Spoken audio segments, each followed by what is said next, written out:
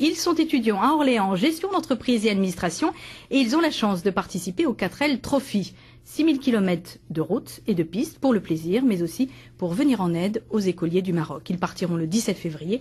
Amélie Lepage et Pierre Delepay les ont rencontrés cet après-midi. Plus que 1 700 € à trouver avant le départ. Depuis le mois de septembre, ces 5 étudiants de l'IUT d'Orléans préparent le 4L Trophy, un raid de 10 jours en plein désert marocain.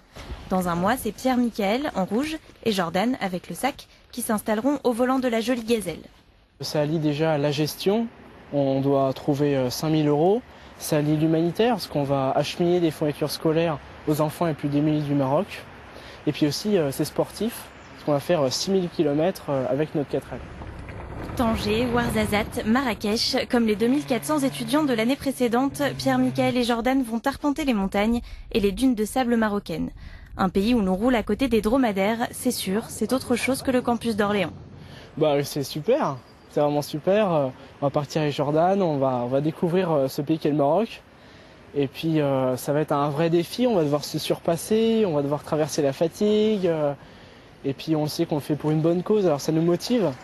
Donc non, on est vraiment super content de faire ce projet. Donc là, on a déjà changé la batterie sur la 4L parce qu'elle était morte, l'ancienne. Le monsieur mécanique du voyage, c'est Jordan. Panne de moteur, crevaison, cardan qui casse. Dans le désert, Pierre-Michael compte sur lui.